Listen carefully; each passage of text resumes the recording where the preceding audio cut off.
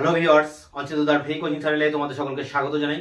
আজকের এই ভিডিওটিতে তোমরা যারা কলকাতা বিশ্ববিদ্যালয়ে বিএ ইতিহাস জেনারেল বা পাশে ফোর্থ সেমিস্টারে পড়ছো, তোমাদের যে জিইসিসি 4 পেপারটি রয়েছে, অর্থাৎ আধুনিক ভারতের ইতিহাস, এই পেপারটির একটি গুরুত্বপূর্ণ প্রশ্ন রাওলাট সত্যাগ্রহ। এই রাওলাট সত্যাগ্রহ নিয়ে বিস্তারিত আলোচনা করব। আলোচনা শেষে উত্তরটি তোমাদের সামনে তুলে ধরবো। তোমাদের এই পেপারটির সিলেবাস সাজেশনের একাধিক প্রশ্নের উত্তর আমি ইতিমধ্যে আমার চ্যানেলে আপলোড করেছি, তার লিঙ্ক দেওয়া থাকবে ভিডিও ডেসক্রিপশন বক্সে, তোমরা অবশ্যই ভিডিওগুলো দেখে নিও। এছাড়া তোমাদের সাজেশনের যেসব প্রশ্ন এখনো আমি ভিডিওগুলো দিতে পারিনি, সেগুলি খুব তাড়াতাড়ি তোমাদের সামনে একের পর এক এরকম আলোচনা, বিস্তারিত ব্যাখ্যা সহ তার উত্তরগুলি তোমাদের সামনে তুলে ধরবো। তাই আমার এই চ্যানেলটিকে তোমরা অবশ্যই সাবস্ক্রাইব করে রাখবে, বন্ধুদের কাছে শেয়ার করবে, নিজেদের মতামত কমেন্ট সেকশনে কমেন্ট করে জানাবে। ভিডিওটি ভালো লাগলে অবশ্যই একটা লাইক দেবে। তো চলো শুরু করা যাক আজকের ক্লাসের মূল আলোচনার বিষয় কি দেখে নিই। CU BA history general fourth semester GECC 4, এখানে একটি ইম্পর্টেন্ট প্রশ্ন, রাওলাট সত্যাগ্রহ। রাওলাট একজনের নাম, একজন বিচারপতির নাম হচ্ছে রাওলাট, সিডনি রাওলাট। তার নেতৃত্বে একটা কমিশন তৈরি হয় যার নাম হচ্ছে সেডিশন কমিশন। এই কমিশনের আরেক নাম রাওলাট কমিটি। বিচারপতি রাওলাটের নেতৃত্বে এই কমিটিটার নাম হয়েছিল রাওলাট কমিটি। অবশ্যই এই কমিটিতে আরো 5 জন সদস্য ছিলেন। এখন এই কমিটিটা নিয়োগ করে ব্রিটিশ সরকার ভারতে। কেন করে না, প্রথম বিশ্বযুদ্ধ শেষ হওয়ার পর, অর্থাৎ 1918 সালের পরবর্তী সময়ে 1919 সালে গিয়ে ব্রিটিশ সরকার এই রাওলাট কমিশন নিয়োগ করে। এবং এই কমিশন নিয়োগ করার একটাই প্রধান উদ্দেশ্য ছিল ব্রিটিশ সরকারের, যে ভারতীয়দের যে গণ আন্দোলন, তাদের যে স্বাধীনতা আন্দোলন, জাতীয় সংগ্রাম, সেই সংগ্রামকে দমন করা। অর্থাৎ এই রাওলাট কমিটির যে আইনটা এরা যে সুপারিশ করেছিল রাওলাট কমিটি, সেই সুপারিশটার নামই হচ্ছে রাওলাট আইন। এই আইনটা ছিল একটা দমনমূলক আইন, অর্থাৎ ভারতবাসীদেরকে দমন করার জন্য এই আইনটা প্রযুক্ত করা হয়। এবং এই আইনে বলা হয় যে ভারতীয়রা কোনো অস্ত্র রাখতে পারবে না নিজেদের নিরাপত্তার জন্য, এবং ব্রিটিশ সরকার যে কোনো ভারতবাসীকে বিনা ওয়ারেন্ট বা গ্রেপ্তারি পরোয়ানা ছাড়াই যে কোনো ব্যক্তিকে যখন তখন তাকে আটক করতে পারবে, বিনা বিচারে তাকে বহুদিন ধরে তাকে কারাগারে রেখে দিতে পারবে জজ সাহেবের অনুমতি ছাড়াই, এবং কোনো ভারতীয়র ঘর বাড়ি বা তার ব্যক্তিগত জিনিস কিন্তু খানা তল্লাশি করতে পারবে। এছাড়া সংবাদপত্রের বাক স্বাধীনতা পর্যন্ত কেড়ে নেওয়া হয়। তা বোঝাই যাচ্ছে এটা মানুষের স্বাধীনতার জন্য একটা চরম হানিকর আইন। অর্থাৎ ভারতীয়দের সব রকমের স্বাধীনতা কেড়ে নেওয়া হয়েছিল এই আইনের মাধ্যমে। তাই এই আইন ছিল একটা কুখ্যাত আইন, এবং সিডনি রাওলাটকে বলা হতো কুখ্যাত এক ব্যক্তি বা বিচারপতি। তাই এই আইন ভারতবর্ষে প্রয়োগ করে 1919 সালে ব্রিটিশ সরকার। ভারতবর্ষে ব্রিটিশ সরকার যত আইন পাশ করেছে তার মধ্যে কুখ্যাত আইন বলতে প্রথমেই রয়েছে এই রাওলাট আইন। রাওলাট আইন কেন প্রবর্তন করা হয় এ প্রসঙ্গে বলা যায় যে কয়েকটি কারণ কিন্তু এখানে রয়েছে। দেখো, প্রথম বিশ্বযুদ্ধ যখন শুরু হয় অর্থাৎ 1914 সালে, তখন ভারত রক্ষা আইন বলে একটি আইন কিন্তু ব্রিটিশ পাশ করে। এই আইনের মাধ্যমে ভারতবর্ষকে নিয়ন্ত্রণ করা হয় ভারত রক্ষা আইনের মাধ্যমে।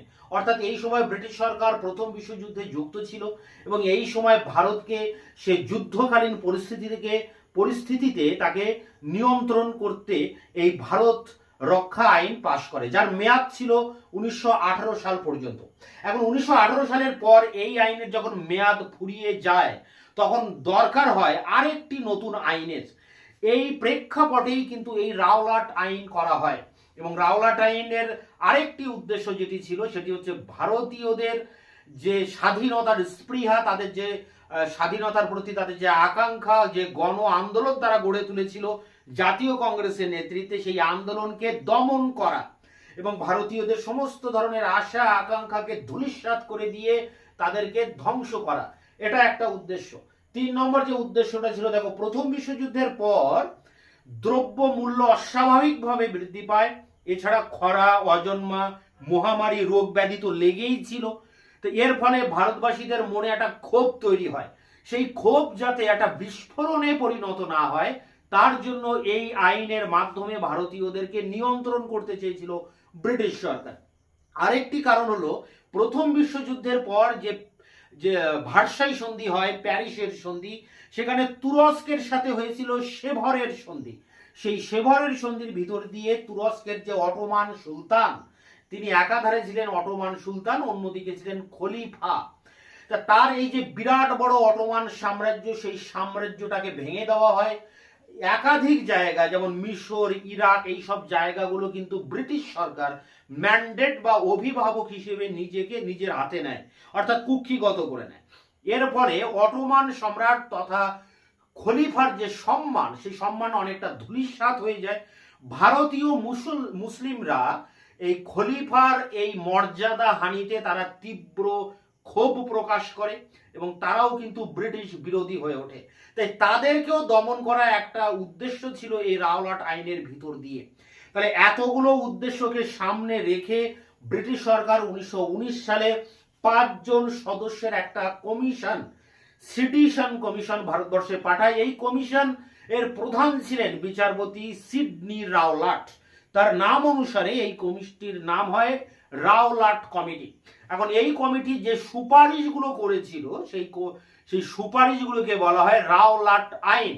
এই আইনে বলা হচ্ছে ভারতীয়দের যখন তখন বিনা অর্ডার বা প্ররোচনায় বা গ্রেপ্তারি পরোয়ানা ছাড়াই তাদেরকে গ্রেপ্তার করে অনির্দিষ্টকালের জন্য আটক রাখা যাবে। ব্রিটিশ সরকার এটা করতে পারে। এছাড়া ভারতীয়দের ঘর বাড়ি খানাতল্লাশি করতে পারে।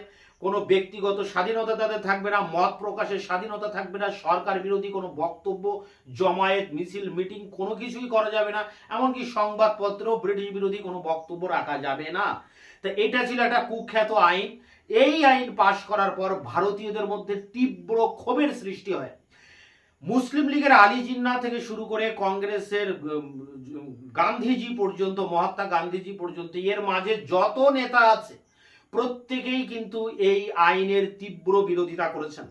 এবং মহাত্মা গান্ধী বলেছেন, যখন শান্তির সময়, মানে প্রথম বিশ্বযুদ্ধ শেষ হয়েছে, এখন শান্তির সময়, প্যারিসে ভার্সাইতে শান্তি সম্মেলন হচ্ছে, তাহলে এখন শান্তির সময়, সেই শান্তির সময়ে ব্রিটিশ সরকার এমন দমনমূলক আইন নিয়ে এসেছে যা অবাক করার বিষয়।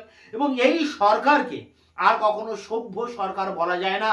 অর্থাৎ ব্রিটিশ সরকারকে আমরা বলি যে একটা সভ্য জাতির সরকার, সেই সভ্য কথাটি আর ব্যবহার করা যাবে না বলেই মনে করেন কিন্তু বা বক্তব্য রেখেছিলেন মহাত্মা গান্ধী। এছাড়া ভারতের বিভিন্ন যে দলগুলো ছিল, রাজনৈতিক দল, তারা প্রতিটা দলই তীব্রভাবে এই রাওলাট আইনের বিরুদ্ধে প্রতিবাদ করে, সোচ্চার হয়। এবং এই জায়গায় এখানে একজন ব্যক্তি শ্রীনিবাস শাস্ত্রী, তিনি বলছেন এই আইন ভালো এবং মন্দ দুটি বিষয়কেই আঘাত করেছিল, মানে ভালো মন্দ সব বিষয়কেই আঘাত করেছিল। যাই হোক, ভারতবর্ষে বিপ্লবী আন্দোলনকে দমন করার জন্য এই রাওলাট আইন প্রয়োগ করা হয়। বরং এই ক্ষেত্রে উল্টো একটা ব্যাপার এসে দাঁড়ায়, বাট রিফ্লেক্ট হয়। ব্যাপারটা হচ্ছে এই যে বিপ্লবী আন্দোলনকে দমন করার জন্য রাওলাট আইন করা হয়, আবার রাওলাট আইন করার ফলেই বিপ্লবীবাদী আন্দোলন আরো বেশি উগ্র হয়ে ওঠে, আরো বেশি মাথা চাড়া দিয়ে ওঠে, ভারতবাসীদের স্বাধীনতার স্পৃহা আরো বেশি জেগে ওঠে, বিশেষ করে বিপ্লবীরা আরো বেশি মারমুখী মরিয়া হয়ে ওঠে। তাই 1920 সালের পরবর্তী সময়ে আমরা দেখতে পাচ্ছি ভারতবর্ষে বিপ্লববাদের জন্ম দেওয়া হচ্ছে। মহারাষ্ট্র, পাঞ্জাব, ভারতের বাইরে, বাংলাদেশে কিন্তু বিপ্লববাদ মাথা চাড়া দিচ্ছে। এই রাওলাট আইন ছিল তার সূত্রপাত। তা গান্ধীজি এই রাওলাট আইনকে প্রত্যাহার করার জন্য তিনি সর্বভারতীয় স্তরে এই রাওলাট আইনের বিরুদ্ধে একটা সত্যাগ্রহের ডাক দেন। মানে সত্যের প্রতি অনুগত থাকা, তিনি সত্যের প্রতি অনুগত থেকে সম্পূর্ণ শান্তিপূর্ণ পথে এই আন্দোলন পরিচালনা করেন সারা ভারতব্যাপী, যার নাম রাওলাট সত্যাগ্রহ, যেটি আমাদের মূল প্রশ্ন। এখন এই রাওলাট সত্যাগ্রহ আন্দোলন যখন পরিচালনা করা হয় তখন সারা ভারতব্যাপী কিন্তু এর ব্যাপক প্রভাব পড়ে। ব্রিটিশ সরকারও এই আইনের সাহায্য নিয়ে এইসব মিছিল, মিটিং বা এই যে সত্যাগ্রহ আন্দোলনকে দমন করার চেষ্টা করে। ঠিক এই সময় পাঞ্জাবের জালিয়ানওয়ালাবাগে পাঞ্জাবের কিছু মানুষ তারা এই রাওলাট আইনের বিরুদ্ধে একটা জায়গায় জমায়েত হয়। ব্রিটিশ সরকার কোনো রকম আগাম সতর্কতা না জানিয়ে পাঞ্জাবের যে সামরিক শাসনকর্তা জেনারেল ও ডায়ার, তিনি সেখানে প্রবেশ করেন এবং সমস্ত এন্ট্রান্স পথগুলোকে বন্ধ করে দিয়ে সেখানে এক নাগাড়ে গুলি করে শত শত মানুষকে হত্যা করেন, যা ব্রিটিশ সরকারের ভারতবর্ষের সব থেকে নৃশংসতম ঘটনা, যার প্রতিবাদে রবীন্দ্রনাথ ঠাকুর পর্যন্ত তার নাইট উপাধি ত্যাগ করেছিলেন। এবং সারা বিশ্বে এই জালিয়ানওয়ালাবাগ হত্যাকাণ্ডের তীব্রভাবে সমালোচনা করা হয়। ব্রিটিশ প্রধানমন্ত্রী পর্যন্ত এর সমালোচনা করেছিলেন সেই প্রেক্ষাপটে। তা এই জালিয়ানওয়ালাবাগ হত্যাকাণ্ড কিন্তু হয়েছিল এই রাওলাট সত্যাগ্রহের সূত্র ধরে। তাহলে রাওলাট সত্যাগ্রহের আন্দোলন পরিচালনা করছেন গান্ধীজি, কিন্তু তিনি একটা সময় ব্যর্থ হচ্ছেন, কারণ ব্রিটিশ সরকার তার বক্তব্য শুনছেন না, তার আন্দোলনের কোনো প্রভাবই পড়ছে না ব্রিটিশ সরকারের উপরে। বরং ব্রিটিশ সরকার এই আন্দোলনকে, অর্থাৎ গান্ধীজির রাওলাট সত্যাগ্রহ আন্দোলনকে দমন করার চেষ্টা করছেন, এবং তারই সূত্র ধরে কিন্তু এই জালিয়ানওয়ালাবাগেও এই ব্রিটিশ সরকার দমন করতে চেয়েছিল তাদের এই জমায়েতকে। তা পরবর্তীকালে যখন এই রাওলাট সত্যাগ্রহ সাফল্য পাচ্ছে না, অর্থাৎ গান্ধীজি যখন ব্যর্থ হচ্ছে, তখন গান্ধীজি 1920-তে, মানে 1919-এর পরেই পরের বছর 1920-তে তিনি সর্বভারতীয় স্তরে সিদ্ধান্ত নেন অসহযোগিতা, অর্থাৎ সরকারের সাথে আর সহযোগিতা নয়, ব্রিটিশ সরকারের সাথে সম্পূর্ণভাবে বিরোধিতা করা হবে, কোনো ক্ষেত্রে ব্রিটিশ সরকারের সাথে সহযোগিতা আর করা হবে না। ভারতীয়দের তরফ থেকে, জাতীয় কংগ্রেসের তরফ থেকে মহাত্মা গান্ধী এই সিদ্ধান্ত নেন এবং 1920-তে অসহযোগ আন্দোলন পরিচালনা করেন। এবং আমরা জানি এই অসহযোগ আন্দোলন গান্ধীর পরিচালিত যে তিনটি আন্দোলন আছে, অসহযোগ, আইন অমান্য এবং ভারত ছাড়ো, তিনটি আন্দোলনের মধ্যে সব থেকে বড় বৃহৎ সর্বভারতীয় আন্দোলন ছিল এই অসহযোগ আন্দোলন, যে আন্দোলনে ভারতবাসীর আপামর ভারতবাসী সবাই এই আন্দোলনে ঝাঁপিয়ে পড়ে এবং এই আন্দোলন ব্যাপক আকার ধারণ করে। যদিও একটা অ্যাক্সিডেন্টাল কেস পরবর্তীকালে চৌরি চৌরা ঘটনায়, হিংসাত্মক ঘটনা ঘটার ফলে গান্ধী এই আন্দোলনটাকে প্রত্যাহার করে নিতে বাধ্য হন, তারও অনেক রকম যুক্তি তর্ক বিষয় রয়েছে। কিন্তু এখানে বিষয় হচ্ছে রাওলাট সত্যাগ্রহ। রাওলাট সত্যাগ্রহ, এই রাওলাট আইনের বিরুদ্ধে গান্ধীজি পরিচালনা করেন। ভারতবর্ষের প্রেক্ষাপটে তার প্রথম সর্বভারতীয় স্তরে এটাই ছিল গান্ধীজির প্রথম সত্যাগ্রহ আন্দোলন। এর আগে তিনি খেদা চম্পারণে বা খেদা আহমেদাবাদে তিনি সত্যাগ্রহ আন্দোলন পরিচালনা করেছেন, কিন্তু সেগুলো কিন্তু সর্বভারতীয় স্তরে নয়, সেটি একটা আঞ্চলিক স্তরে সীমাবদ্ধ ছিল, বিহারের চম্পারণ, খেদা বা গুজরাটের আহমেদাবাদে। কিন্তু এই প্রথম গান্ধীজি সর্বভারতীয় স্তরে তার আন্দোলন পরিচালনা করেন, সত্যাগ্রহ আন্দোলন, রাওলাট সত্যাগ্রহের ভিতর দিয়ে। এবং এই রাওলাট সত্যাগ্রহের পরেই তিনি একটা আরো বড় বৃহৎ আন্দোলন করেন, অসহযোগ আন্দোলন। তাই এ সবকিছুর কিন্তু সবকিছুর সূচনা কিন্তু এই রাওলাট আইনের ভিতর দিয়ে।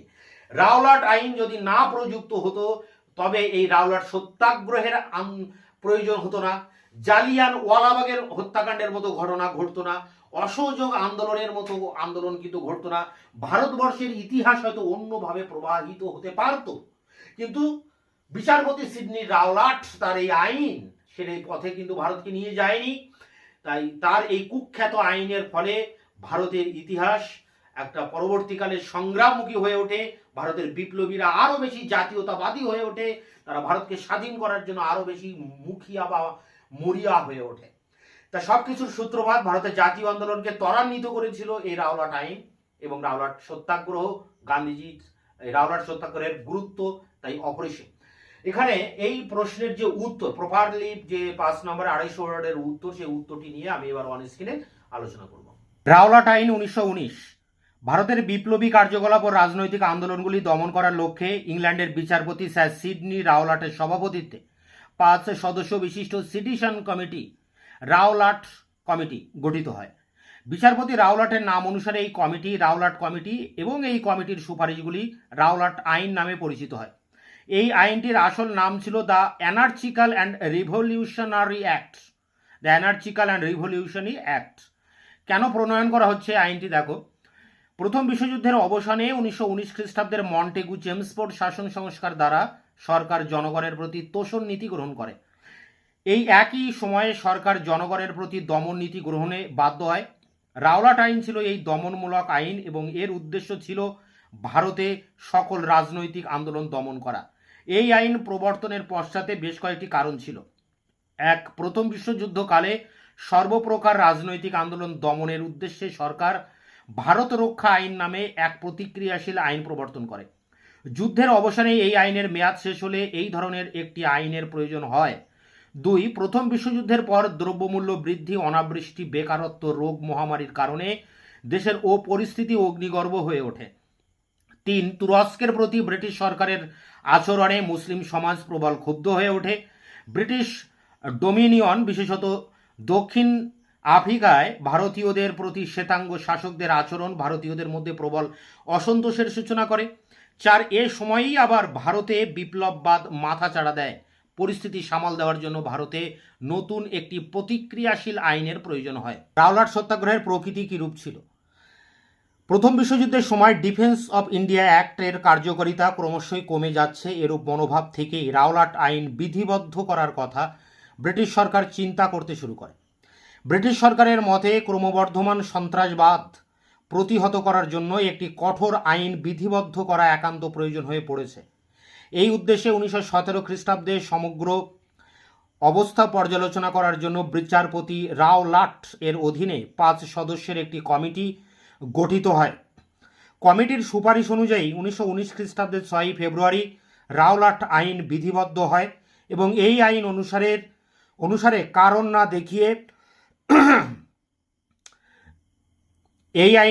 কারণ না দেখিয়ে গ্রেপ্তার, সরকার বিরোধী যে কোনো রাজনৈতিক আন্দোলন দমন করার ব্যবস্থা প্রভৃতি গৃহীত হয়। এই আইনে আরও বলা হয় যে এখন থেকে জুরিদের সাহায্য ছাড়াই রাজনৈতিক মামলাগুলোর বিচার ও অভিযুক্তদের শাস্তি প্রদান করা যাবে এবং এর বিরুদ্ধে কোনো আবেদন করা যাবে না। সংক্ষেপে বলা যায় যে রাওলাট আইনের মূল উদ্দেশ্য ছিল ভারতের রাজনৈতিক সমিতিগুলোর কার্যকলাপ বন্ধ করা। সমস্ত স্তরের রাজনৈতিক নেতারাই এই আইনের ভয়াবহতা সম্বন্ধে নিশ্চিত হলেও একটি ব্যাপক আন্দোলন গড়ে তোলা তাদের পক্ষে প্রায় অসম্ভব ছিল। ভারতের জাতীয় আন্দোলনের এইরূপ সংকটময় মুহূর্তে, তোমরা এই জায়গা থেকে কিন্তু প্যারা করে লিখবে, ঠিক এই জায়গা থেকে, ভারতের জাতীয় আন্দোলনের এই সংকটময় মুহূর্তে গান্ধীজি সত্যাগ্রহের আহ্বান জানিয়ে সমগ্র ভারতবাসীকে এক ব্যাপক আন্দোলনে উদ্বুদ্ধ করে তোলেন। এতদিন পর্যন্ত গান্ধীজি ছিলেন ব্রিটিশ শাসনের একজন সমর্থক, কিন্তু রাওলাট আইন বিধিবদ্ধ হওয়ার পর তিনি ঘোষণা করেন, the British empire today represent Satanism and they who love God can afford to have no love for Satan. 1919 খ্রিস্টাব্দের ফেব্রুয়ারি মাসে গান্ধীজি সত্যাগ্রহ সভা গঠন করেন এবং সত্যাগ্রহের মাধ্যমে আচরণমূলক কালা কানুনের প্রতিবাদ জানাতে সংকল্পবদ্ধ হলেন। 6 এপ্রিল সাধারণ হরতালের ডাক দেওয়া হয়। স্থির হয় যে এই আন্দোলনের শেষ পরিণতি আইন অমান্য আন্দোলন। গান্ধীজি আহত হরতাল সমগ্র জনজীবনের উপর গভীর প্রভাব বিস্তার করে। তবে বিভিন্ন অঞ্চলে এই হরতালের সাফল্য ছিল বিভিন্ন প্রকার। দিল্লিতে নিরস্ত্র জনতার উপর পুলিশ গুলি চালায় এবং বেশ কিছু লোক সেখানে মারা যায়। অন্যান্য শহরেও এই আন্দোলনের তীব্রতা ধীরে ধীরে বৃদ্ধি পেতে থাকে। তবে রাওলাট আন্দোলন ছিল মূলত নগর কেন্দ্রিক, গ্রাম অঞ্চলে এর প্রভাব ছিল খুবই সামান্য। তাছাড়া এই আন্দোলনকে সর্বভারতীয় রূপ দেওয়ার জন্য যে সংগঠন প্রয়োজন, গান্ধীজির হাতে সেরূপ কোনো সংগঠন ছিল না। তাছাড়া এই আন্দোলনকে কঠোরভাবে নিয়ন্ত্রণ করার মতো দৃঢ় ব্যবস্থা গান্ধীজির হাতে ছিল না। বিশেষত গান্ধীজিকে দিল্লি আসার পথে বাধা দিয়ে মুম্বাই ফিরে যেতে বাধ্য করলে আন্দোলনের সাংগঠনিক দুর্বলতা বিশেষভাবে প্রকাশিত হয়ে পড়ে। ইতিমধ্যে গান্ধীজির সহিংস সত্যাগ্রহ আন্দোলনের রূপান্তর ঘটে এবং ভারতের চারিদিকে এই আন্দোলন ক্রমশ সহিংস হয়ে উঠতে শুরু করে। আন্দোলনের এরূপ রূপান্তর ঘটার ফলে আন্দোলনের মূল লক্ষ্য স্বরাজ লাভের গঠনমূলক প্রচেষ্টাও সম্পূর্ণভাবে ব্যাহত হতে শুরু করে। অপরদিকে রাওলাট আন্দোলন সহিংস হয়ে ওঠার সঙ্গে সঙ্গে সরকারি দমন নীতির তীব্রতাও দ্রুত বৃদ্ধি পেতে থাকে। অত্যাচারের মাত্রার চরম প্রকাশ হল পাঞ্জাবের জালিয়ানওয়ালাবাগে 13 এপ্রিল 1919। ইতিমধ্যে পাঞ্জাব ও বাংলায় সন্ত্রাসবাদী কার্যকলাপ দ্রুত বৃদ্ধি পেতে থাকে। ফলে গান্ধীজি অনন্যপায় হয়ে রাওলাট সত্যাগ্রহ তুলে নিতে বাধ্য হন। এই ছিল রাওলাট সত্যাগ্রহের উপর 5 নম্বর টিকা প্রশ্নের উত্তর। দেখো, এখানে রাওলাট আইন বা তার বিরুদ্ধে ভারতীয়দের প্রতিক্রিয়াটার থেকে বেশি ইম্পর্টেন্ট যে রাওলাট সত্যাগ্রহ গান্ধী কীভাবে পরিচালনা করছেন এবং সেই সত্যাগ্রহ আন্দোলনের শেষ পরিণতি কী হচ্ছে সেই বিষয়টাই এখানে তুলে ধরা। রাওলাট সত্যাগ্রহের উপরে কিন্তু বেশিটা আলোচনা করতে হবে।